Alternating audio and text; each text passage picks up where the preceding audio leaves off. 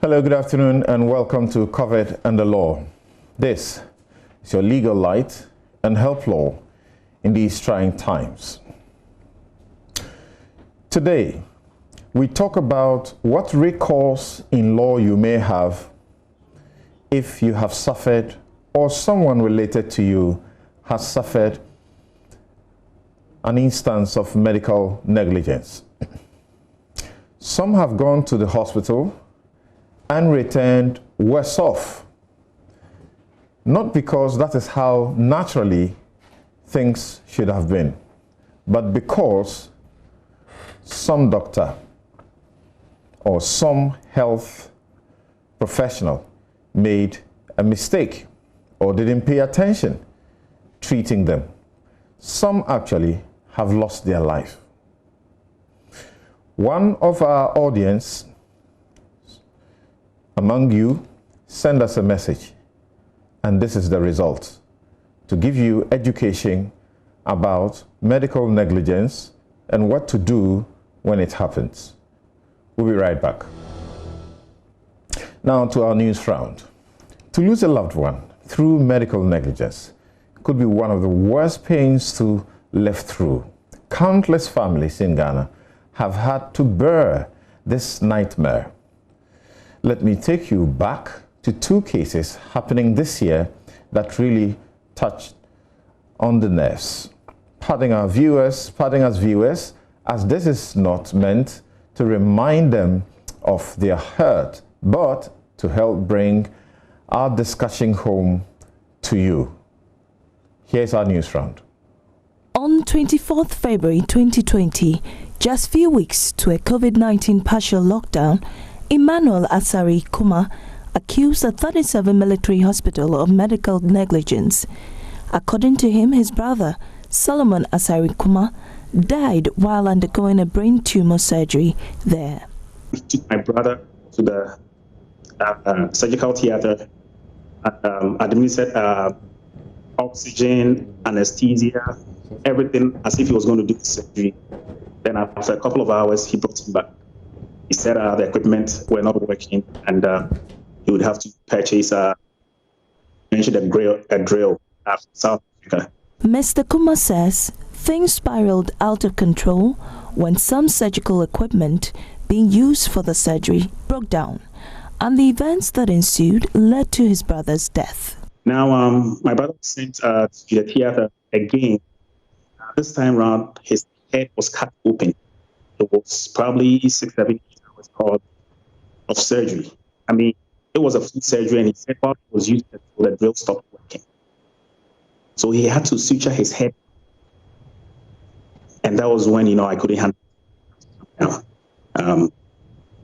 He sutured his head back. And throughout that process, when he went back to the ward, my sister noticed his leg swelling. So he did, alert the nurses' attention to this, only to find out that he had DVT.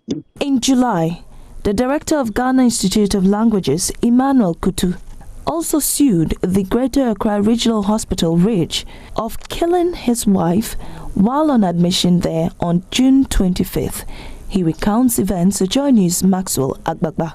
She was totally in a mess, and she was in extreme pain. So I asked her, what happened? Have you been seen to? She said, no, the doctor hadn't come yet, but the nurses had come to administer medication to her, and then after that, she really wasn't well.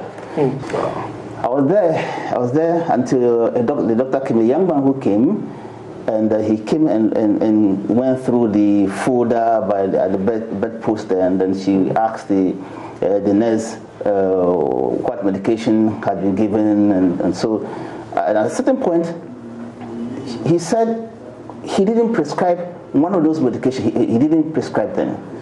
So there was, as I said, there was kind of back and forth, and then a second nurse came and said, "Oh no, somebody else." The mentioned somebody's name who obviously I didn't know. Somebody else has prescribed that medication. What becomes of these cases, and how is help getting to victims who go through medical negligence? So these are just two of cases of medical negligence that have come public. There are some many that you do not know about, or you may know about, but quietly, that hasn't come out in the public. Here on Covered in the Law, we have encountered a number of such stories where medical negligence appears to be what has occurred.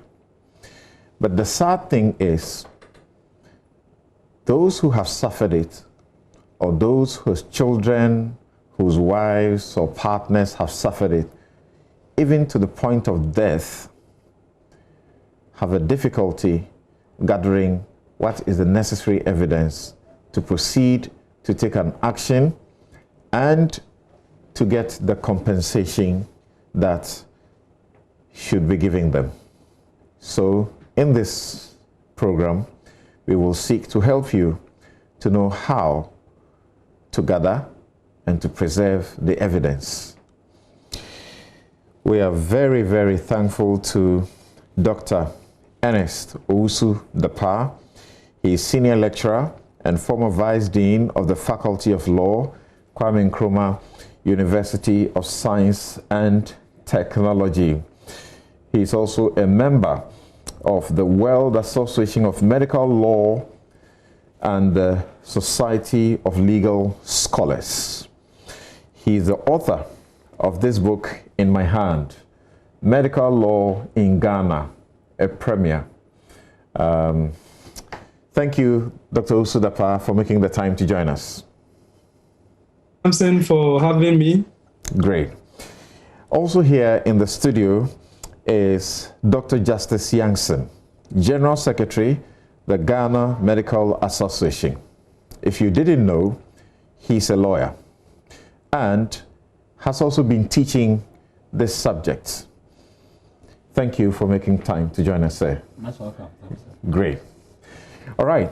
So we will start straight away by getting to be educated. What will be the manifestations of what we may call medical negligence? Dr. Owusu-Dapaa, if you can assist us so we understand it.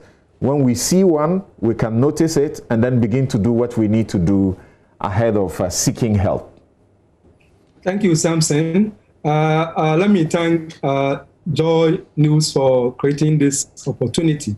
This is actually an opportunity that we've been looking for a long time, to bring a discussion of medical negligence, clinical negligence on the national stage. And just as a preliminary remark, somewhere in our papers and other conferences, we have advocated for the need to get a presidential ordered commission of inquiry to clinical experience of patients or patients' experiences in receiving various forms of treatment in our various health facilities.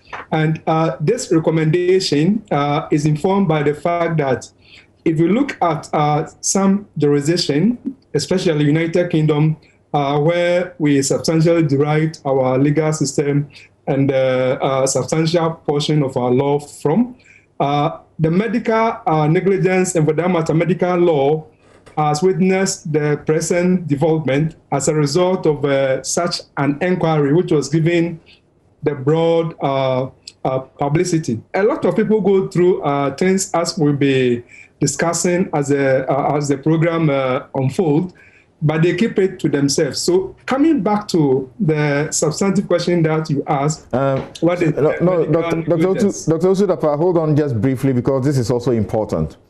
You're saying that there is some recommendation to the president requiring a certain presidential action for some inquiry into the experiences of patients. What informs that, and what is that supposed to serve? Thank you, Samson. Samson, you know me very well as a commercial corporate law person. I'm also the current head of commercial law department at KNUST as well. And you have expected that me coming on programs, we're talking about company law, contract and stuff like that. But I took 4 years of my time to go to England and Wales to study this particular aspect of the law. And my study revealed to me that one crucial thing we need to have before we can make any meaningful progress in our country is that just as we've had various commissions of inquiry or public inquiries into various matters, including political matters, sports, election disputes, and all that, I think that one important area which affects all of us as human beings, because so long as we are alive, we are going to become patient at one point or the another. And for that matter, whatever pertains to healthcare and improving the quality of healthcare, and also providing appropriate grievance redress mechanism should be of interest to all of us. So therefore, let's get an opportunity in which patients will feel free, come out and tell their stories so that we get documented some of the bad experiences, mishaps, and errors which go on in our various health facilities, teaching hospitals, other hospitals, primary care centers, and so on and so forth. Now, when we document this, and when the media, through assistance of Joy News and Samson, you give the necessary publicity for the whole country to follow it, just as we followed the various Presidential Commission of Inquiry into sports, into electoral-related violences and all that. All of us will become aware that when we talk about medical negligence, medical malpractice, is not an abstract thing. It is something which is happening all along. And again, our healthcare professionals themselves, sitting back and listening to some of the stories, will begin to do self-introspection and ask, what could we have done to minimize, if not even completely eliminate this unfortunate incident? And not until we do that, we are going to be having these stories coming up in the media every now and again. And I mean, there are a lot of papers. You know, we as academics, we only write the papers, but it's up to policymakers and politicians to actually take them and get the commission set up. Let's create the platform. People should feel free. And we are not targeting any particular healthcare professional. No, we want to, first of all, get to the reality of medical malpractice as a clinical negligence in our various health facilities. Then, from that time going, we can begin to map out what are the strategies that we need to actually deploy in order to minimize and also enhance the quality of doctor-patient relationship in our country. Okay. Yeah, so that is what informed the. Great.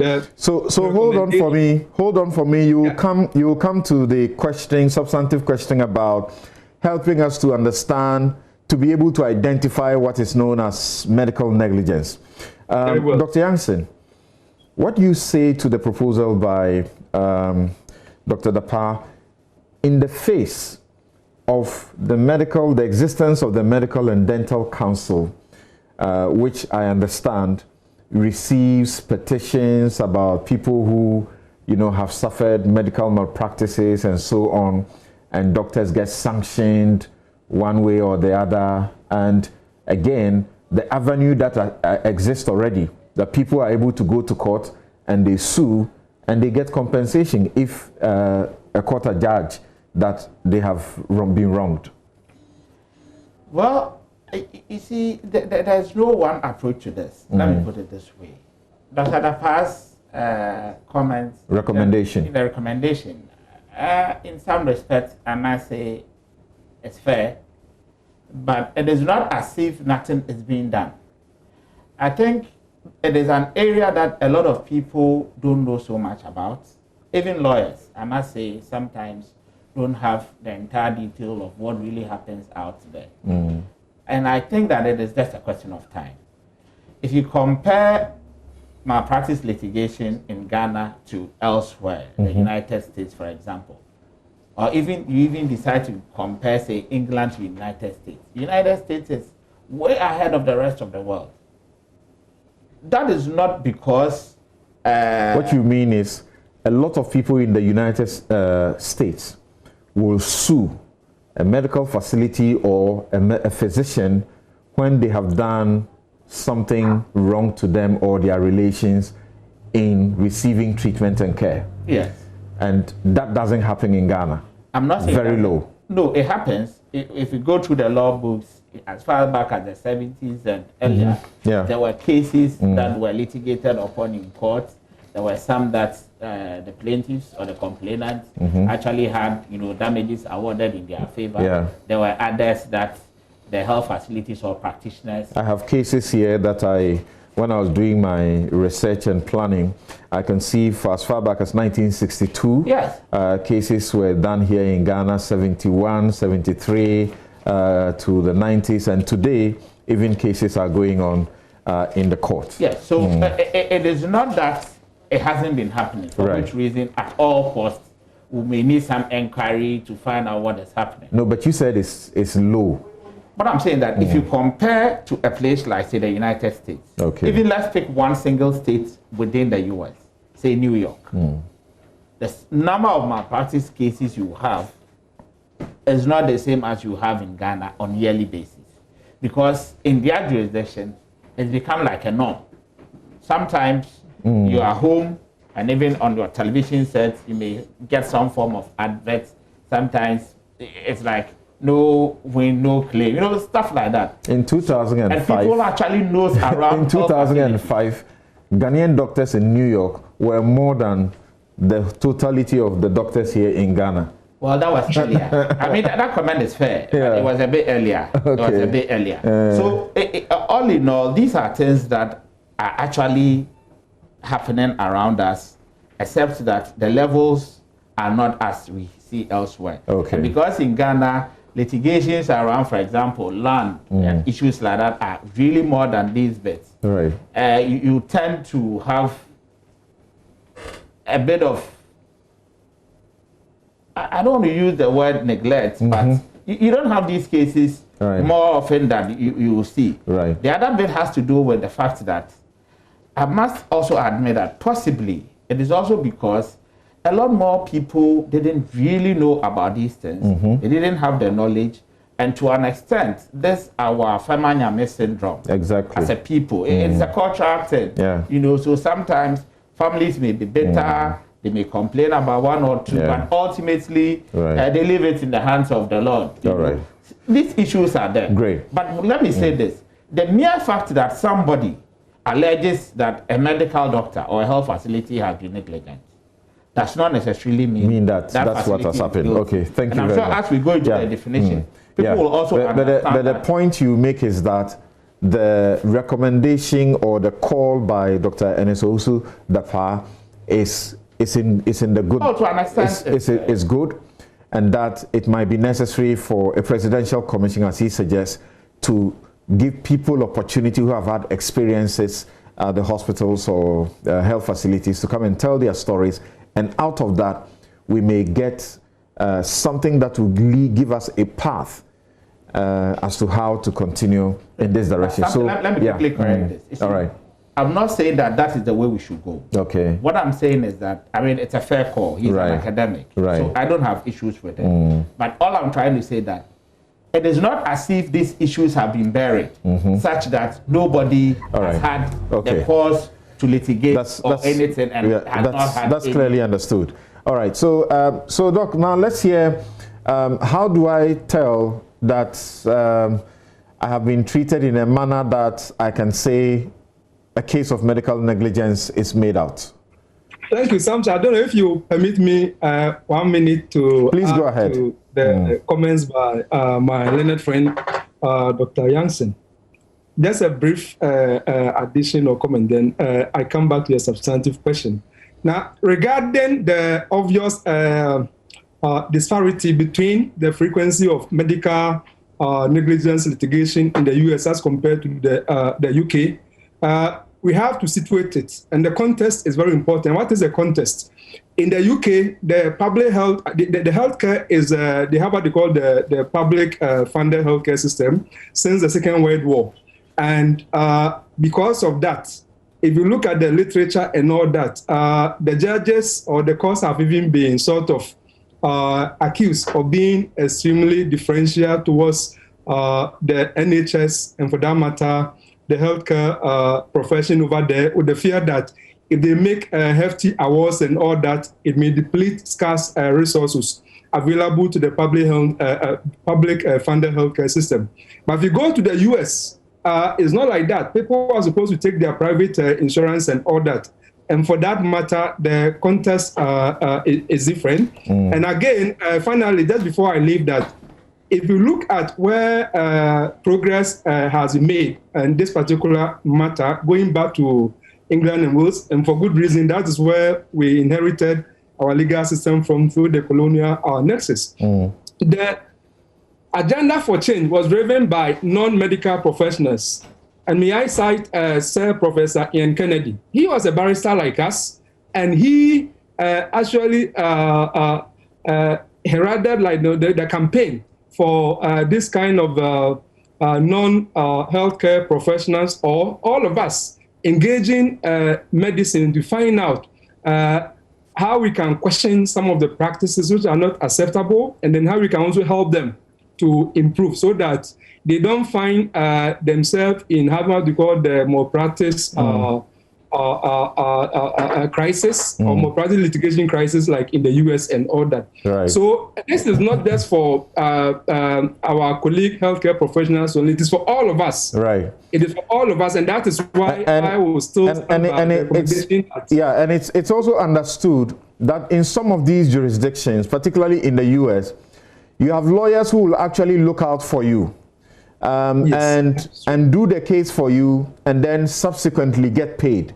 But here, if you have a case, you go to a lawyer, they will ask you to bring money up front, and many may not be able to afford. And so that is also a dampener on the litigation in medical negligence. Yes, that is true. Okay. And of course, it also has to do with the legal profession now. This rule against touting.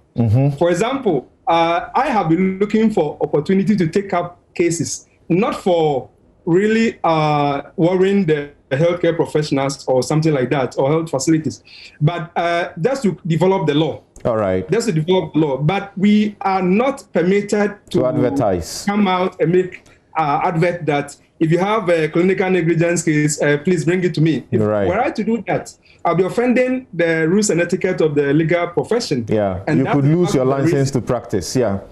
Okay, yes. So coming back to your question, what are the manifestations of medical negligence? Thank you, Samson. Medical negligence, I would suggest, should be understood in two senses. The general sense, that is the layman's understanding. Anytime anything goes wrong anywhere in hospital or between a doctor and a patient, in a layman's language, if I say layman's language, that is a non-lawyer's language, that is medical negligence.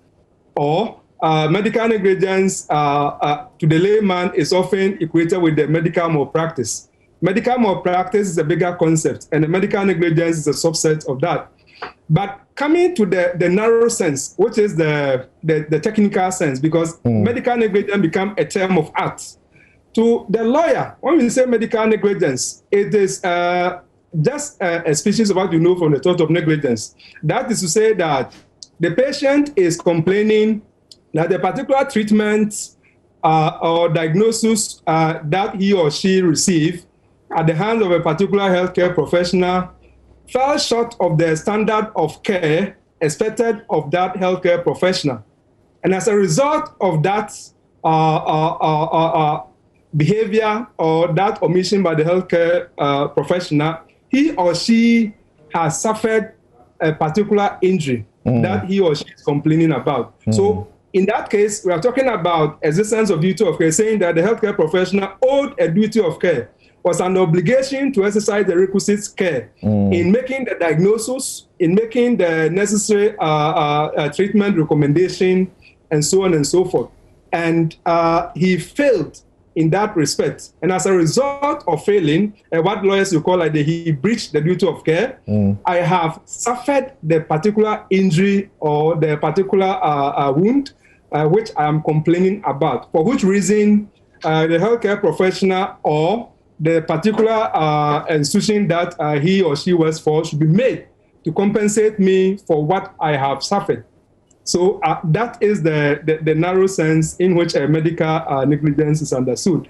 So in terms of like the manifestation, as you rightly said, how can we tell when we see medical negligence?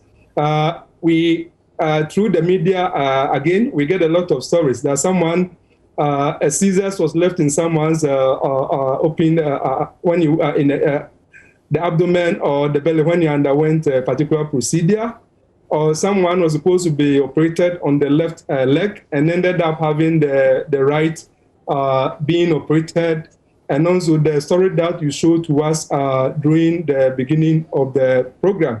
So all these are examples of medical negligence. Whenever a patient receives less than what the healthcare profession, for example, will recognize as the standard treatment to receive, or the standard investigation, or the standard disclosure to be given in a particular setting, then you could be talking about medical negligence. But again, as I said, since it's a term of art, and my friend Dr. Yankson has also rightly stated that it's not just because you said that negligence has happened in a particular clinical setting, then automatically you have a case of negligence, because the three things that I mentioned, of course, the first one, you establishing that the healthcare professional owed your duty of care, is pretty straightforward, and oftentimes it will not be in dispute. So the other two requirements are the major tax. That is, you establishing that the particular conduct or the particular omission put up by the healthcare professional in relation to your diagnosis or in relation to your treatment fell short of what is required of a healthcare professional in that situation. And secondly, or should I say like finally, you are saying that as a result of that conduct, or as a result of that failure by the healthcare professional on the occasion in question, you suffered a particular wound, particular injury. And that injury is emanating from the failure by the healthcare professional to behave according to the standard expected of him or her. So that is what I would say. Thank you for that education. Now, Dr. Yankson, he's giving some examples. Can you give us any further examples? If I came and a doctor made the wrong prescription for me and I went and took the medicine and something happened to me, if it is later discovered that he was supposed to have prescribed one medicine and he prescribed the wrong one, that will be a clear case of medical negligence? Okay, let me just summarize what Dr. Dapaa said. A case definition that the Ghanaian courts have given. In the case of Alasan Kutupoli and Muro Hauser, in this AJ, as he then was, stated clearly that in the straight legal sense or analysis, negligence means more than a heedless or a careless act. It actually connotes the complex concept of duty of care, a breach, and the resultant damage to the person to whom the duty was owed. So in the straight sense, negligence as a tort is just no coterminous with careless or heedless acts. So that summarizes it. So there's a duty of care, there's a breach, and then there's a damage. And even within that, there are other intervening things that we may have to look at. Issues around standard of care or intervening factors, or as some may describe, causation. Because some acts may intervene between whatever the medical practitioner or health practitioner is reported to have done and the damage. And depending on what it is, negligence may not lie. So we need to look at it in that context. In a lot of times, the damage or the injury ought to be proximate or direct to the said action by the practitioner. And as Dr. Dapaa said, as for the duty of care, it's like a matter of law. The law court generally deem it that, look, professionals owe that duty to their clients, and that includes health professionals. So basically that is fair. It is the breach and the damage. That is where a lot of the legal analysis will be done in court to really establish. He spoke about the standard. Yes, that's what I'm saying. The standard required in the practice. If the care or treatment you receive is less than the standard that is required. In one case, a student nurse responded to the call of a friend's cousin that the baby was unwell. He mistakenly injected the baby with arsenic instead of mepacrane. The baby died, and he was charged with manslaughter and practicing without a license. The court held that with regard to the charge of manslaughter, the voluntary assumption of the treatment of the child without the needed skill amounts to negligence. She offered to help and gave the wrong injection. Should have given another. She lacked the skill to determine the right standard. So this is a clear case of negligence. You see, not necessarily. So if you have a physician or a practitioner whose skill is not up to, and they treat you wrongly, that's also one issue. Not necessarily. Let me also add this. There's another concept which is closely related to this area we are talking about. In the medical world, it's usually described as infamous conduct, especially in Britain. It's usually described as infamous conduct. And in a lot of times, the practitioner is actually subjected to a certain process within the regulator's purview. So here in Ghana, we have the Medical and Dental Council. A petition could be sent or a complaint could be sent to them. And then it will also go through another process outside of that of the court. But that does not bar you from going to the court anyway. So you go in there, you have your complaints lodged, and then you have a situation where there's a penal cases committee that will look at it to establish that indeed there is some merit in what you are saying. So more or less a prima facie case will be established. Subsequently, it will be passed on the disciplinary committee, which will then sit on the matter. They will invite all the parties involved, including the practitioners, and ultimately sanctions or punishment will be meted out. Okay, you see, we'll deal with the aspect of professional, being taken through a sort of discipline, professional discipline as a practitioner if you are seen to have done something wrong. For now, we want our focus to be on the courses of action that may be available, what one may do, particularly regards to recourse to law when a case of medical negligence has been established. Right. No, let me correct this.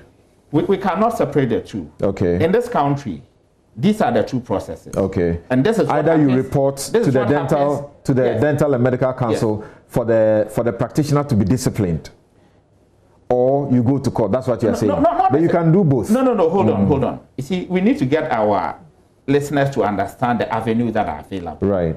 The first is that you can send a petition to the Medical and Dental Council, and like I described, the merits of it will actually be dealt with. The Medical and Dental Council, will I get compensation? Hold on. No, can I get a direct answer to that? They don't give compensation. They deal with the professional. No. They will sanction the professional. Not necessarily. But they won't give me compensation. No, not necessarily. Okay. What I'm saying is this. I'm telling you what happens in practice. Okay. That here we are, people will go to the Medical and Dental Council. All right. Okay. Depending on how the proceedings actually happened out there or played out, you have a situation where the complainant, the practitioner will all end up going home very satisfied. Really? Yes. I said depending on what happened. There are situations where the Medical and Dental Council can even refer. So you are answering in the affirmative. The Medical and Dental Council can actually give you compensation if the practitioner is seen to is said to have done a wrong thing. Not monetary compensation per se. Not monetary compensation. Okay. Because when it comes to monetary compensations, that is the preserve of the court. Okay. And what I'm saying is that within the Medical and Dental Council structure, they even have the right to refer. Some of the cases, depending on the nature of the case, to the Attorney General for onward action, depending on what has happened. But of course, if you decide... You mean for criminal process? You see, there are two sides. There's always a civil and a criminal base. So you see, what we do on this show is just try and give very pure education to the people so that we don't come across as being argumentative. I want to believe that you are wearing two hats and that can give you a bit of a difficulty. Do you agree? I don't think so. That because you are a doctor, think that would rather help the process. That because you are a doctor, a physician, and you are also the secretary of the association, and then you are also a lawyer, you may have to straddle the two carefully. That is not a situation. Okay. We are here to give education to the public, including the practitioners. That's right. We all want the profession and healthcare practice in general to be one that everybody will be happy about. Okay. And what that means is that the clients or the patients, most of whom are Ghanaians, who will go through these experiences, should also get the best out of it. Okay. So what do you say? Is medical negligence common in Ghana? In terms of numbers, I'm not too sure whether we can say it is or it is not, because you see, you need to have gone through the process, not the mere allegations. And then the final outcomes would have been the basis for determining that indeed there's a high prevalence of medical negligence in the country. Okay. If you just base it on allegations or reports, it might be a bit deceptive. That's fine. Dr. Owusu-Dapaa, what do you know from your work, whether or not it is common or it is not common? Right. Thank you very much. As Dr. Yankson said, I will talk about two things: adjudicated medical negligence and reported medical negligence. Okay. The adjudicated as ones which have gone through the legal mill, like the judicial process, or some form of adjudicated process like the SHRAJ, or even the professional process like the Medical and Dental Council. I mean, they are all forms of adjudication. Now, from that perspective, I would say that we don't have too many cases. And talking about the court, from the point of view of the law report, I would say we have less than 15 cases. And to the best of my knowledge, per the law reports. Then when it comes to SHRAJ, SHRAJ too has got some cases, but over there too, you can say it's less than 10. But for the Medical and Dental Council, they have a number of cases, but not all of them are presented or prosecuted as a medical negligence. And as my friend said, some are infamous conduct. That is a behavior which brings the medical profession into disrepute, and so on and so forth. But in terms of what we read from the media, I would say that medical negligence is quite pervasive. It's quite pervasive. And we've also recommended in some of our work that there should be patient ombudsman in Ghana. Because if you look at the particular situation in which we find ourselves, and as Dr. Yankson said, patients ombudsman, syndrome, like the SHRAJ, you mean something like SHRAJ? Something like SHRAJ, but I see the SHRAJ as having, if you like, the broad is quite, it has it's administrative, a lot of things on this plate. Yes, so either within the SHRAJ, we can have a dedicated patient's right ombudsman. And that patient's right ombudsman has the power to receive complaints from patients in relation to healthcare experiences. And then it can also conduct what we call inspection around healthcare centers, laboratories, and all that, and make reports available, focusing only on healthcare. And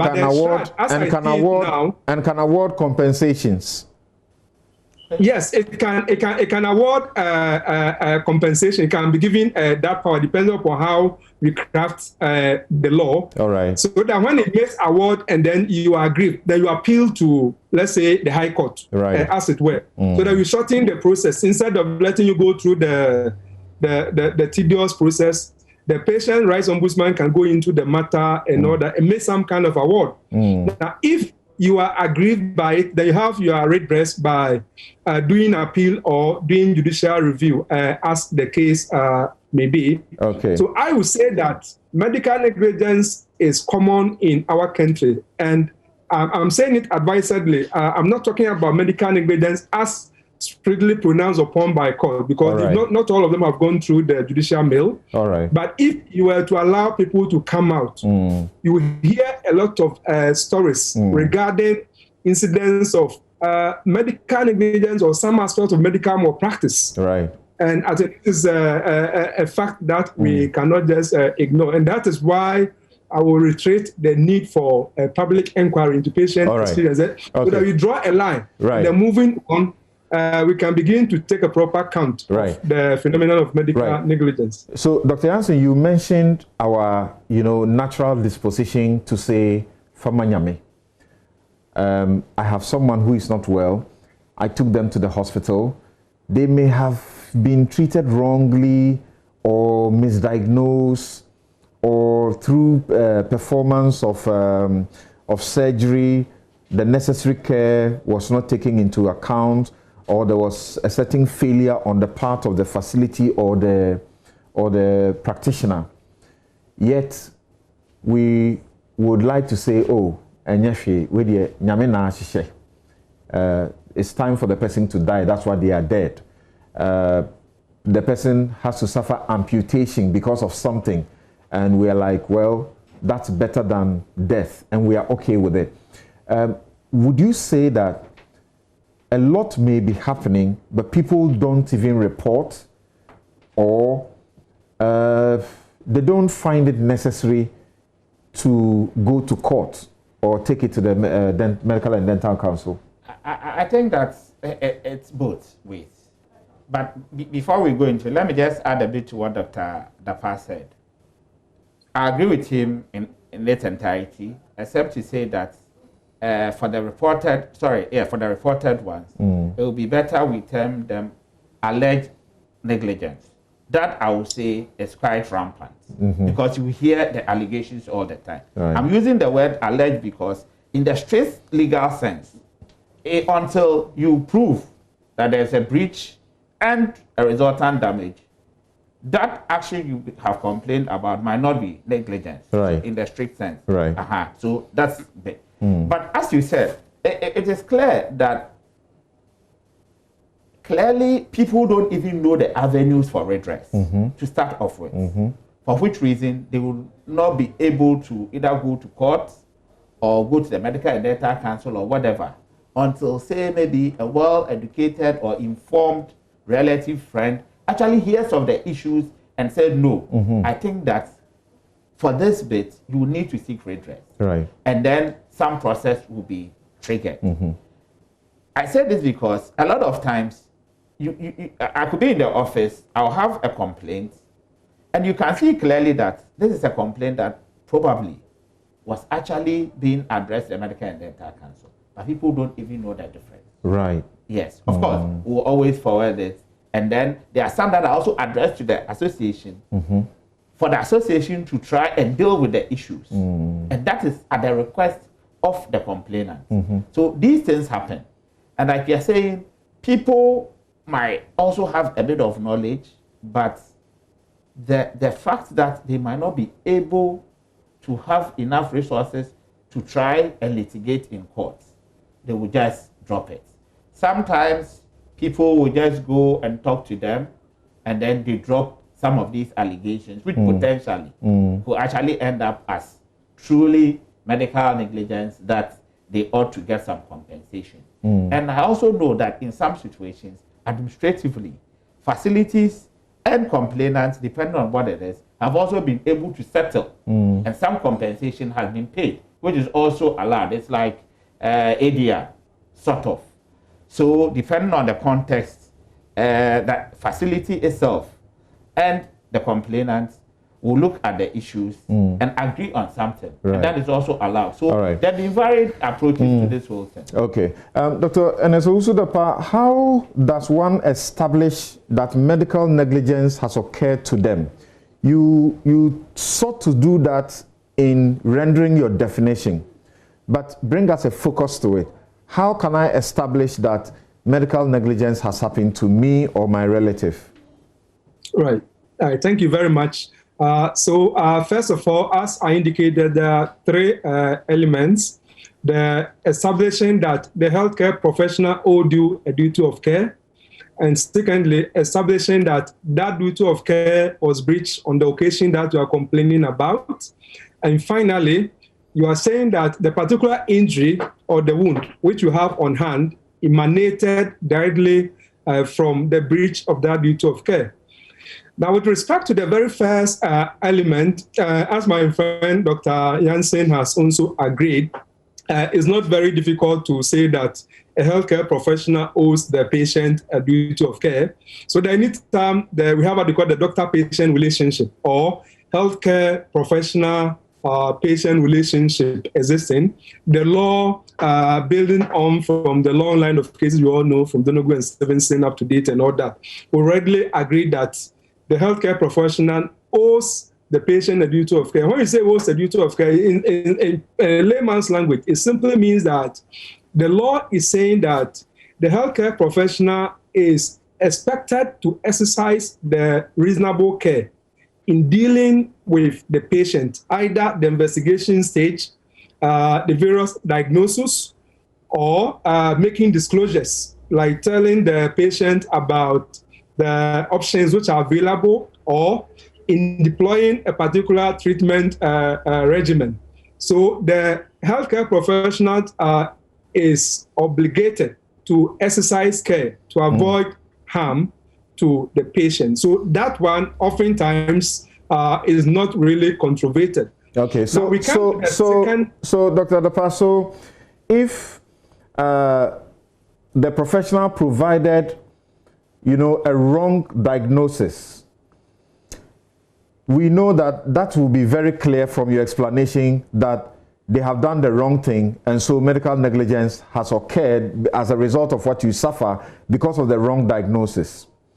Right. If they were to do something and they didn't do it timely, within the time they were supposed to do, and as a result of a delay that they have themselves, gotten into, and as a result of that, you have suffered, that particular damage, we would also be able to say, like you said, they have not exercised that reasonable care towards us. But if they fail, like you said, to give me the options, for example, they fail to warn me about the associated risk involving what they are going to take me through, will that constitute negligence if in the end I suffered a damage and I trace it to that? All right, thank you, Samson.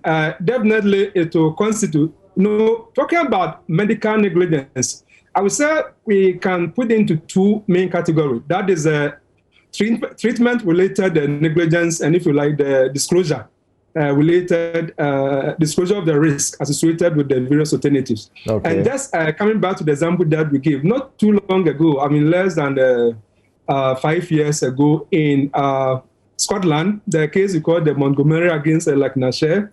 A woman who was diabetic was was about to deliver.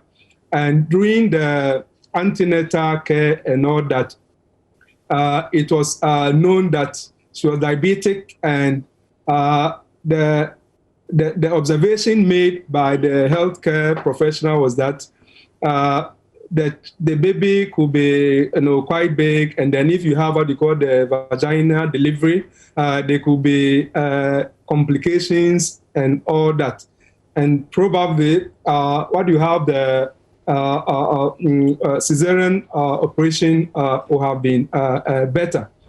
Now, the risk of something going wrong if CS was not done and vaginal delivery was just done was actually not discussed with the patient. And during the natural delivery or the vaginal delivery, there was some delay, and there was a deficit supply of oxygen to the fetus or the newborn baby as she delayed.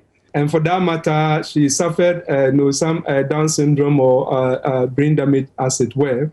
And subsequently, the mother sought to bring an action as a nurse friend of that baby patient. And the court was, the UK Supreme Court was of the view that the healthcare professional was under obligation to make a disclosure of the likely risk associated with the other alternative. That is, if you didn't do CS.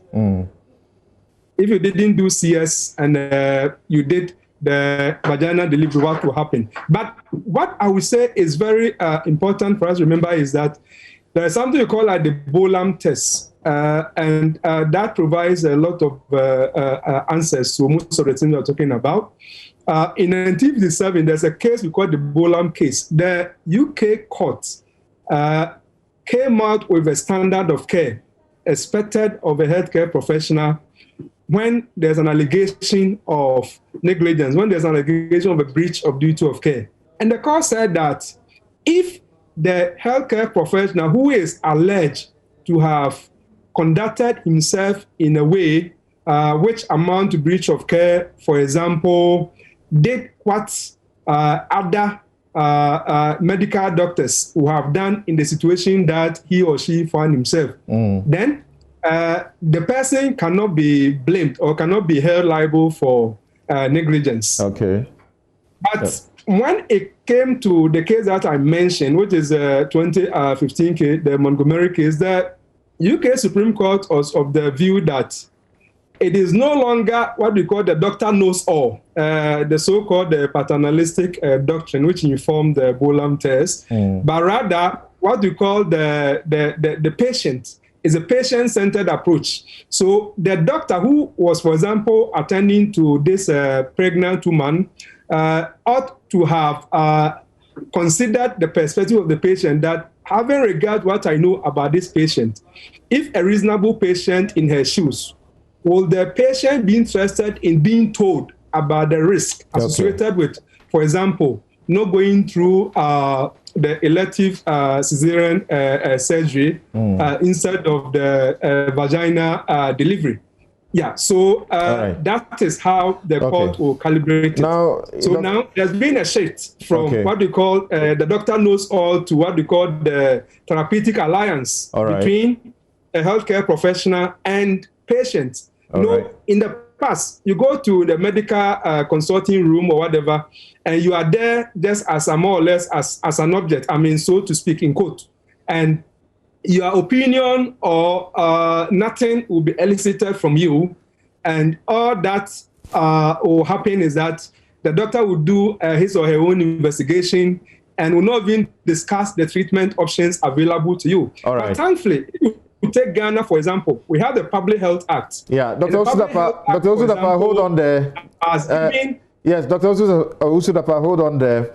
And I need to say ahead that we clearly will have to do a part 2, God willing, next week, and then be able to give our audience the opportunity to also participate. So let me announce to our audience that we are sorry that we are unable to open up the Zoom details for you to join with your questions and answers, including for those of you who reach out to us and you are the reason we have brought the topic, the issue, and we are discussing. So definitely next week, we should have enough time for you to join, ask your questions, and have them addressed. The way Dr. Owusu-Dapaa is making the presentation, we clearly need to get all that we can get out of him.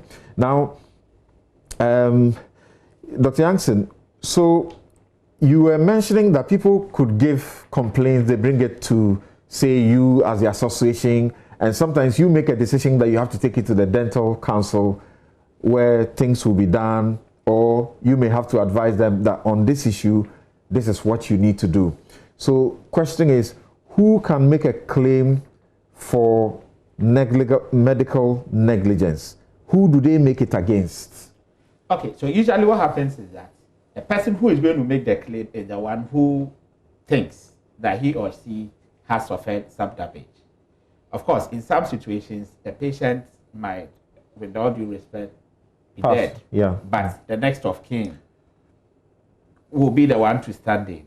So that is fair. Now, once you decide that, look, you are taking this matter, your options, like we said, are very open. Okay. First, you do the administrative bit, which can be the facility, medical and dental council, if it's association, people have brought stuff there. Or you elect to go straight to court. So on that basis, you are going to court as a plaintiff. Your lawyers will then file your case, and then whoever the defendants are going to respond. But usually, for any medical practitioner, for any legal practitioner, if you are going to sue, you sue the facility first, because the employee, the doctor, the nurse, the pharmacist, technically speaking, is deemed a man of straw. So for us as lawyers, you go with the facility as the first defendant most of the time. The lawyer or the other health professionals who have been implicated become the second, the third, or the fourth, fifth defendant. Okay. Usually that is how it pans out. All right. Now, when you go to court, technically speaking, you, the plaintiff, the onus is on you to prove your case. Right. But in some situations, it is reversed. And there's a legal principle, res ipsa, that can be invoked. There's a similar case that happened in Ghana. If you have time, I can just talk about it quickly. Asante Kremo and the AG. This is a 19-year-old woman. This was as far back as 1972, 73. The ruling was 1975, thereabout. This was a 19-year-old lady who got pregnant, had an ectopic pregnancy, was rushed to the health facility, Konfanachi Teaching Hospital. For some reason... Okay, so my production tells me that this is the best way to hold all of you to tune in next week. So Dr. Yankson and Dr. Owusu-Dapaa graciously will join us again Sunday next week to continue the second leg and to teach you who to sue like he did, if you have to sue or you have to make a complaint, how to go about it, what compensations are likely if you get it, and also what are the timelines. The law says there's a particular time, if you don't take the action, you can't take the action again. When can you take the action? When can you not take the action? And so on and so forth. If it is not about yourself, how can you go? Thank you all so very much, and thanks to Dr. Yankson and Dr. Owusu-Dapaa. We join you again next week. I'm Samson Ladi Ayanini, and this has been Covered and the Law. This is your legal light and help law in these trying times.